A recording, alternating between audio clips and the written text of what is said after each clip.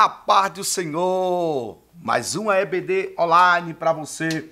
Não esqueça de se inscrever no nosso canal, deixar o seu like, compartilhe, seja canal de bênção para outras pessoas. Deus abençoe vocês por estar conosco. Hoje nós vamos aprendemos sobre a lição de número 4, né? Dentro do seu tema geral, Gênesis, o livro dos grandes começos, né? E hoje nós vamos ver a humanidade, a coroa da criação.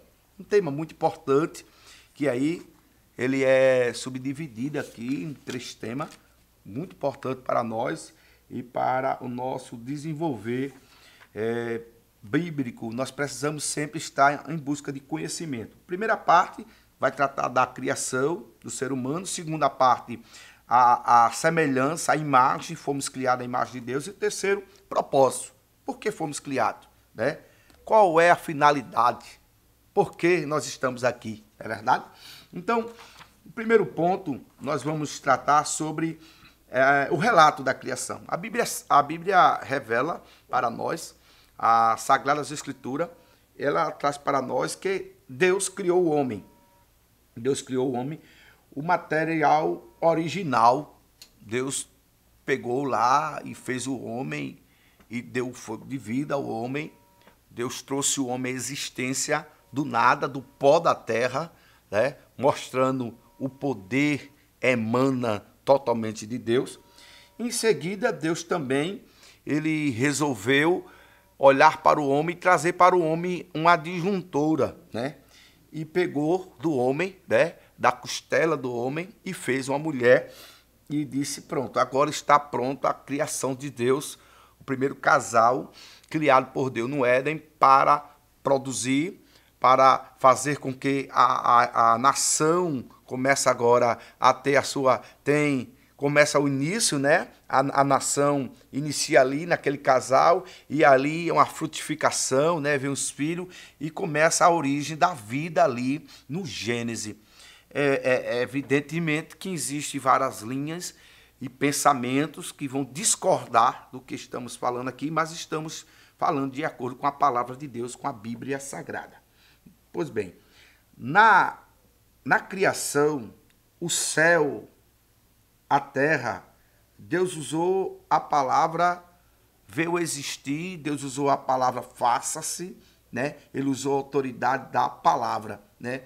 A gente sabe que dentro, quando Deus vai fazer o homem e a mulher, Deus agora, ele usa outro termo, ele vai dizer assim, façamos o homem, ele agora convoca a Trindade, Deus está ali, né, numa obra-prima, na coroa da criação, é verdade? O homem agora é a coroa da criação de tudo que Deus fez, de fato e de verdade. Ele sopra no homem e dá a vida ao homem. O homem se torna alma vivente, né? A criação do homem é a maravilha, é o fechamento, podemos assim, na nossa visão dizer, nas nossas palavras, Deus agora faz o fechamento, ele conclui toda a obra e ele faz isso com muita alegria. O homem agora é uma alma vivente, o homem passa a ser um ser comunicável, sociável, junto com a sua esposa, Adão e Eva, vão agora para um processo de produção, num processo onde os animais, as plantas agora vão ser subjugados a eles, ele agora vai administrar aqueles jardins, aquele jardim onde Deus coloca ele para essa finalidade. E aí, o segundo ponto vai falar sobre a imagem e semelhança. Aponta para que o propósito da vida humana é servir ao Criador. O aspecto de imagem é a capacidade que o homem tem de se relacionar com outra pessoa. Deus fez o homem conforme a sua imagem e semelhança. Deus está falando ali da sua ética, da sua moral. Deus coloca o homem a sua capacidade de viver isso. Por isso Deus fez a sua imagem e semelhança. Deus criou o homem dotado de toda a capacidade para que haja relação pessoal, para que possa amar o próximo, para que desenvolva dentro do homem aspecto divino. Deus criou o homem para que o homem o representasse. E fosse aqui na terra alguém que representasse Deus em seus atributos comunicáveis. Deus, ele comunica para o ser humano alguns atributos, como amor, né? É um deles. Então, Deus comunica isso ao homem, é verdade? Para que o homem possa ser um ser social, um ser sociável e também possa ter uma relação de amor, né, de justiça. São alguns atributos comunicáveis de Deus. Pois bem, a parte da criação, o processo que Deus faz o homem conforme a sua imagem e semelhança, torna o homem uma característica de Deus. Torna o homem não ser igual a Deus, mas possuir dentro de si um conjunto de regra, de ética, de costume, de pensamentos do que é certo e do que é errado, porque Deus colocou isso no homem. A imagem e semelhança fala que o homem agora tem dentro da sua visão, uma visão das coisas de Deus, uma visão das coisas do que é certo e do que é errado, porque Deus fez imagem e semelhança dele. Pois bem, o terceiro ponto vai falar sobre mordomia. Criado para ser mordomo. Por que o homem foi criado? A Bíblia revela que o ser humano foi criado, sim, mas tem um propósito. Existe aqui o porquê dessa criação. Deus criou o homem com um propósito para viver, para exercer a sua mordomia dos bens dados por Deus. A gente sabe que Deus colocou o homem no jardim para ser o administrador.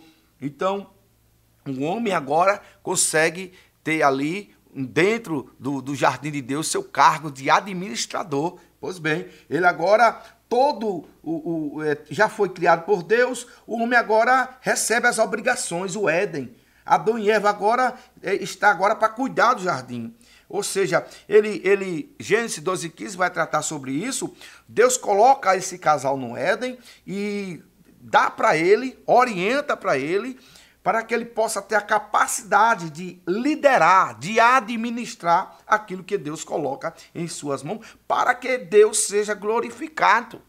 Essa é a intenção de Deus quando nos dá uma missão, é que o nome dele seja glorificado.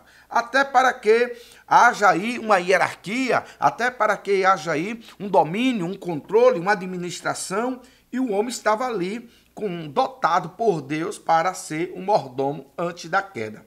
A mordomia depois da queda. Tendo já agora o pecado, o homem e a sua esposa já não podiam mais administrar como no início. Né? Adão, o trabalho, a terra tornou-se mais penoso. Nesse novo tempo, os administradores passaram a ter muitas dificuldades, porque antes da queda havia uma administração com a ligação direta com Deus. O homem antes do pecado, ele tinha um domínio, um controle e tinha todas as habilidades, porque o homem vivia sempre perto de Deus.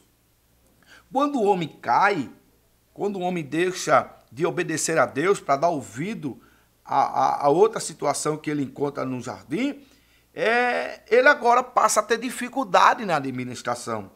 Isso provando que a gente, quanto mais próximo de Deus, a gente tem uma habilidade melhor.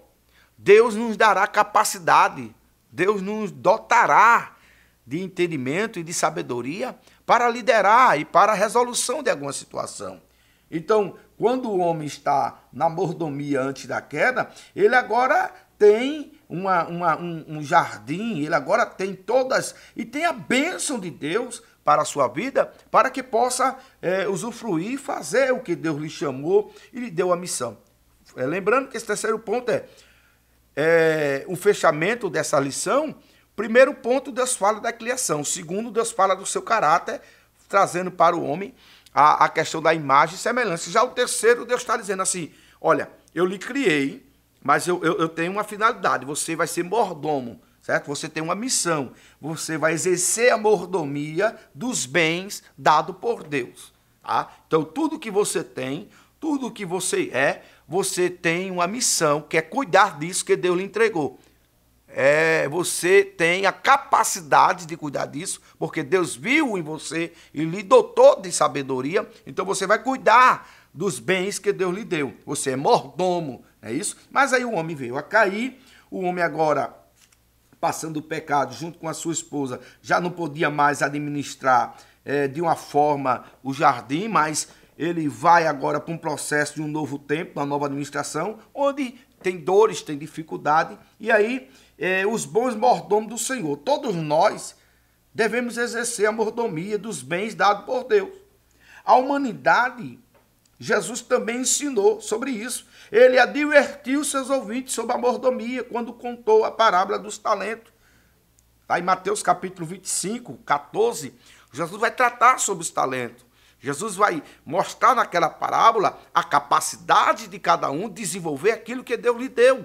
Então, o homem não foi criado para simplesmente ser algo, ou um fantoche, ou alguém que está ali, não. Você está aqui.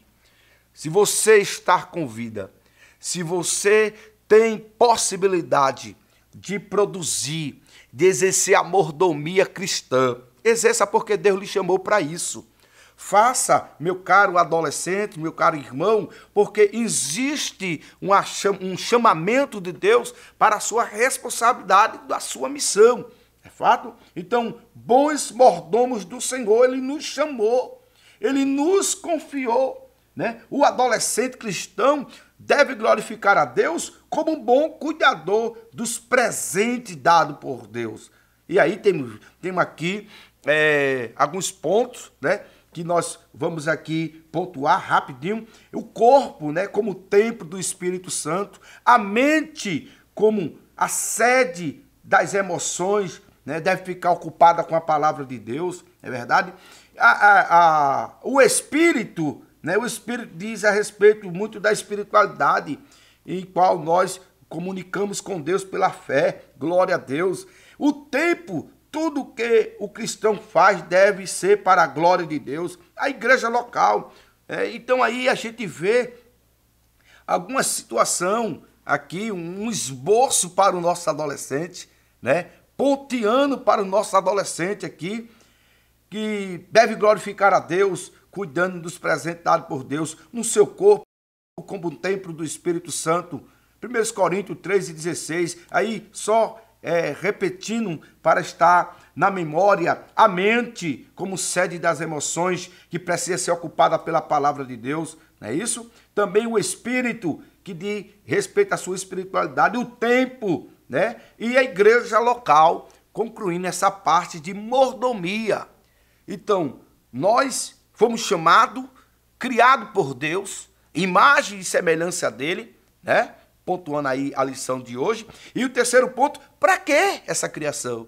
Porque Deus colocou em nós a capacidade de sermos iguais a Ele, de sermos imagem e semelhança do Criador. E aí, a igreja local, temos um privilégio de ter uma igreja para cultuar, para congregar, para compartilhar as bênçãos do Senhor, a comunhão entre os irmãos, as orações, né? E aí a gente vê o relacionamento pessoal. A igreja, um lugar de ajuntamento de pessoas com um propósito único para adorar a Deus.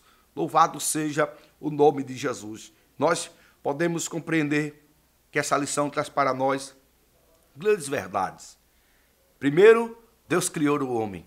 Segundo, Deus coloca dentro do homem regras, habilidade, e o homem passa a ser semelhança e mais semelhança de Deus. Terceiro, Deus diz para o homem, você tem uma missão, você é mordomo, você foi criado, você recebeu dotes, né, talentos, para fazer com que isso glorifique o nome de Deus. Que Deus abençoe você, que Deus ajude você e a sua família, que você possa entender que Deus tem propósito na sua vida. Se inscreva no nosso canal, deixe seu like, curta, compartilha, abençoe outras pessoas com esta aula. EBD Online, Deus abençoe a sua vida no nome de Jesus. Amém. Que o conhecimento é capaz de mudar a vida de quem lê, a gente já sabe. E que livro você pode comprar em qualquer livraria.